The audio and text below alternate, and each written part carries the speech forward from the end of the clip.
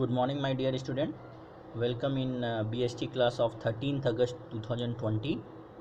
And as you know, we have completed till controlling in business studies. Now I am presenting today the words of Poonam Gandhi's book. This is a new book, that new book only this is, and I am just explaining you the exercise. You can see exercise which starts from objective type of questions of Poonam Gandhi, and explaining all the MCQs. I will share this book today only. The entire book 620 page I will share in group, so you can take advantage of that also, and you can study at home all MCQs from beginning till end. Okay. Now we are in controlling chapter, so I am explaining the objective types of question. So begin with MCQ, multiple choice questions. Number one is, in controlling, actual performance is compared with. So you can number A, B, C, D, whatever you can just find out the exact answer, and then you can match it with actual answer. तो आप इसको आराम से अपने से भी बना सकते हैं. इसका आंसर भी बुक में ही ऑलरेडी मौजूद है. तो ये यहाँ पर कुछ क्वेश्चंस हैं तो मैंने ऑलरेडी स्टडी किया है, तो उसको मैं बता दे रहा हूँ. जैसे कि यहाँ पे आपको है, in controlling actual performance is compared with plan performance. यहाँ सीधा हो जाएगा प्लान परफॉर्मेंस. प्रीवियस ईयर का परफॉर्मेंस से नहीं मैच किया जाता है. दूसरा एम्प्लॉय का परफॉर्मेंस से तो मैच करने का सवाल ही नहीं होता है. नॉन ऑफ अबव भी नहीं, यहाँ पे प्लान परफॉर्मेंस होगा. Controlling is backward looking function और फॉरवर्ड लुकिंग फंक्शन, तो इस पर बहस हुआ था. तो ये backward as well as forward looking है. नंबर थर्ड आइए, controlling and planning are independent interdependent. तो ये हमारा आंसर होगा इंटरडिपेंडेंट होगा, तो ये दूसरे से संबंधित है. Under critical point control, manager critically observes and takes action on every deviation, ignores deviation, gives more importance to deviation in key areas. यही है आपका CRM, यही होता है. ये इंपॉर्टेंट भी है, ये वाला देख लीजिए आप. Point number 4, question number 4, critical point control में मैनेजर क्या करता है. तो क्रिटिकल पॉइंट यानी जो क्रिटिकल चीज़ है उस पर ज़्यादा ध्यान देता है, की एरियाज़ पर ध्यान देता है. वहाँ पे आपको इसमें मिलेगा KRAs बोलते हैं इसको, KRAs की एरियाज़ है ना, की एरियाज़ पर ज़्यादा ध्यान देता है. तो ये नंबर 4 इंपॉर्टेंट था. नंबर 5 में ये अंडर मैनेजमेंट बाय एक्सेप्शन, यानी मैनेज देखिए there are 2 managerial control is given in controlling. वो 5th पॉइंट जो है हमारा टेकिंग करेक्टिव एक्शंस में, यहाँ पे हमें CPC यानी क्रिटिकल पॉइंट कंट्रोल और मैनेजमेंट बाय एक्सेप्शन. तो क्रिटिकल पॉइंट कंट्रोल में है कि हमें उन डेविएशंस पर ध्यान नहीं देना है जो क्रिटिकल नहीं है, और उन डेविएशंस पर ध्यान देना है जो मोर क्रिटिकल हैं, जिस पर बजट ज़्यादा होता है. और मैनेजमेंट बाय एक्सेप्शन में क्या होता है कि जो कंट्रोल के अंदर है उसको कंट्रोल किया जा सकता है, उसी को कंट्रोल करना. जो बियॉन्ड कंट्रोल है उस पर कंट्रोल करने के विषय में नहीं सोचना चाहिए.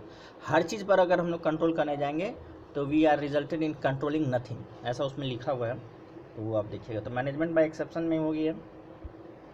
All deviations are taken seriously, बिल्कुल नहीं. A and B M B none of ever. Number A जो है उसको पढ़िए आप, set up range on deviation within the range are ignore, यानी कि जो अंदर आपको रेंज के अंदर आ रहा है उसको आपको इग्नोर करना है. And beyond range are taken seriously, और जो भी आपका रेंज से बाहर वाला चीज़ है उसको आप छोड़ दीजिए, ऐसा ही है इसमें. तो वही चीज़ है आपको. तो ये नंबर 5 हो गया. नंबर 6 में आइए, management by exception and critical point control techniques of controlling. ये इसमें क्या होता है, तो waste energy and efforts of managers, ये नहीं हो सकता. सेव्स, ये होगा saves energy and efforts of managers. तो ये हो गया.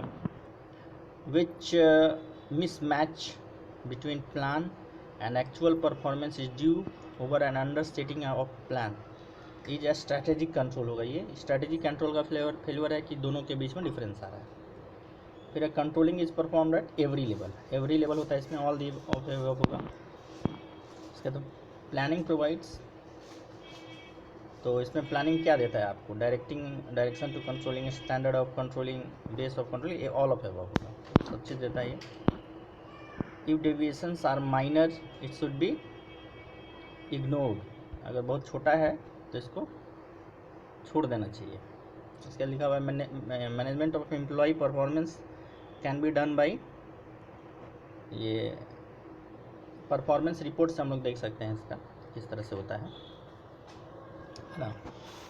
तो ये हो गया आपको। उसके बाद आइए नंबर 12 में आपको standards in the terms of qualitative और क्वांटिटेटिव दोनों दिया हुआ था, उसमें बताइएगा कि क्या होगा। तो उसमें होगा आपको क्वालिटेटिव एंड दोनों होगा, यानी क्वालिटी के बेसिस पर भी होता है और क्वांटिटेटिव बेसिस पर होता है। हम आपको यहाँ पे बता देना चाहते हैं कि क्वालिटेटिव बेसिस में आता है कि quality of managers performance of employee, ये क्वालिटी थी उसका। और क्वांटिटेटिव मतलब होता है जैसे कि एकदम बिल्कुल क्वांटिटी का मतलब 1 2 3 यानी अंक में हम उसको मेजर कर सकते हैं। Like sale of the year, उसका 2 लाख है, 50 लाख टारगेट है, जो भी है। उसके बाद ओपनिंग स्टॉक का आपका, सॉरी क्लोजिंग स्टॉक का जो है उसका आपने मान लीजिए बना के रखा है कि क्लोजिंग स्टॉक हमेशा में जो है 3 या 4 लाख का होना चाहिए, उससे ज़्यादा नहीं जाना चाहिए। तो इस तरह का जो मैटर है जिसको कि हम फिगर में हम लोग करते हैं, तो उसको हम लोग बोलते हैं क्वांटिटेटिव। चलिए, which of the following is the not the step of process of controlling. तो ये आप लोग बहुत आसानी से समझ सकते हैं। तो इसमें आप देखिएगा ये ऑर्गेनाइजिंग का है, एस्टैब्लिशिंग रिपोर्टिंग रिलेशनशिप ऑर्गेनाइजिंग का है एक पार्ट है। तो ये हो गया आपको controlling functions bring back the management cycle to which function, controlling functions bring back the management cycle to which function, किस वो साइकिल में कंट्रोलिंग कहाँ तक पहुँचाता है, हमें कहाँ पे पहुँचा के लेके आता है, तो डायरेक्टिंग तक नहीं जाता है। आप देखिएगा कि कंट्रोलिंग के बाद वंस अगेन साइकिल में हम लोग प्लानिंग में पहुँचेंगे। पहले होगा प्लानिंग, दूसरा ऑर्गेनाइजिंग, तीसरा स्टाफिंग, चौथा डायरेक्टिंग, पांचवा कंट्रोलिंग। एंड देन अगर कंट्रोलिंग में कहीं गड़बड़ी हो रहा है, कंट्रोलिंग से कहीं भी लूप होल पता चल रहा है, तो वंस अगेन ये प्लानिंग में जाएगा, क्योंकि वहीं से आपको सुधारना है। तो ये आपका आंसर प्लानिंग हो जाएगा। एट लास्ट देखिए management by exception refers to, यानी management of refers to exception में मैं आपको बोला था कि जो बियॉन्ड कंट्रोल है उसको छोड़ देना चाहिए। तो यहाँ पे आपको क्या होगा, कंट्रोलिंग सिग्निफिकेंट डेविएशन होगा, इसी को हम लोग कंट्रोल कर सकते हैं। सिग्निफिकेंट मतलब महत्व का जो डेविएशन है। और की एरियाज जो है वो सीपीसी में है, क्रिटिकल पॉइंट कंट्रोल में है, सीपीसी में है। और कीप कंट्रोल ऑन एवरीथिंग तो हो ही नहीं सकता, बिल्कुल नहीं हो सकता है। And check each and every activity भी नहीं हो सकता। तो ये आपका आंसर रहा। फिर आपका यहाँ पे आप फिलअप्स भी देख सकते हैं, इसमें आप देख सकते हैं फिलअप्स, इसमें 10 फिलअप्स है। फिर ट्रू फॉल्स है, ट्रू फॉल्स भी इसी तरह से आप देख सकते हैं, इसका आंसर भी है। और रिमेंबरिंग बेस्ड क्वेश्चन में आपको यहाँ पे आपको लिखा हुआ है आपको क्वेश्चन है, आपको क्वेश्चन का आंसर भी एक लाइन का, जो ये भी आपका एक ऑब्जेक्टिव टाइप ऑफ क्वेश्चन ही है। इसमें भी आपको ये छोटा छोटा आप देख सकते हैं, बहुत सारा क्वेश्चन इसमें दिया हुआ है, बहुत ही अच्छा तरह से आपको दिया हुआ है। एक ये बोलता है कि there are 2 managers Bhuvan and Rajeev, ये क्वेश्चन आया भी था। Bhuvan is saying controlling is forward looking but Rajeev is saying controlling is looking back, which one is correct. तो इसमें दोनों में कोई सही नहीं है, दोनों का कॉम्बिनेशन सही होता है। तो यही लिखा होगा इसमें कि दोनों चीज़ है, वो फॉरवर्ड एंड बैकवर्ड दोनों है वो। How does controlling simplify the task of supervisor, तो ये है। तो ये सारा आपको छोटा छोटा आंसर भी दिया हुआ है पॉइंट के बेसिस पे। उसके बाद आपको हॉट्स चालू होता है, हॉट्स के बेसिस पर भी आप इसको पढ़ सकते हैं। देखिए यहाँ पे पूरा दिया हुआ जानकारी है ना, कि कब कब आया है सीबीएसई के किस किस पेपर में। और ये पूनम गांधी में ये आपको केस स्टडीज़ और ये understanding based hots application based question की भरमार है, मैं नहीं समझता हूँ। और इसमें आंसर भी दिया हुआ है तो आपको। और इसमें जो है जैसे कि मैंने एनसीईआरटी का बुक देखा था, उसमें मैनेजरियल कंट्रोल का लास्ट में बहुत सारा पॉइंट दिया था जो हमें अभी पढ़ना ही नहीं है, लेकिन इसमें मैंने देखा है कि केवल वहीं तक दिया हुआ है आपको जहाँ तक पढ़ना है। तो ये सारा क्वेश्चन आप लोग स्टडी कीजिएगा। उसके बाद एनसीईआरटी क्वेश्चन में आइए, एनसीईआरटी क्वेश्चन का भी आपको यहाँ पे है जवाब, है ना। एनसीईआरटी के बुक में जो नया वाला बुक है उसका जो है ये आंसर है। तो उसमें भी long answer type question, test yourself, हाँ सारा आंसर का दिया हुआ है। तो एमसीक्यू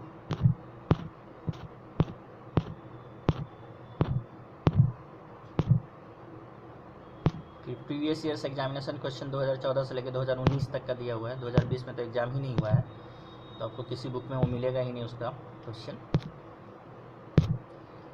और अगर आपको किसी बुक में 2020 का क्वेश्चन मिल जाता तो पूरा धोखा है ना, या उसने कोई गलत तरीके से उसको हासिल किया है, यही हो सकता है और तो कुछ नहीं हो सकता। तो ये है आपको, और केस स्टडीज़ का हिंट्स वगैरह भी दिया है, बहुत अच्छा है, आप उसको आप देख सकते हैं।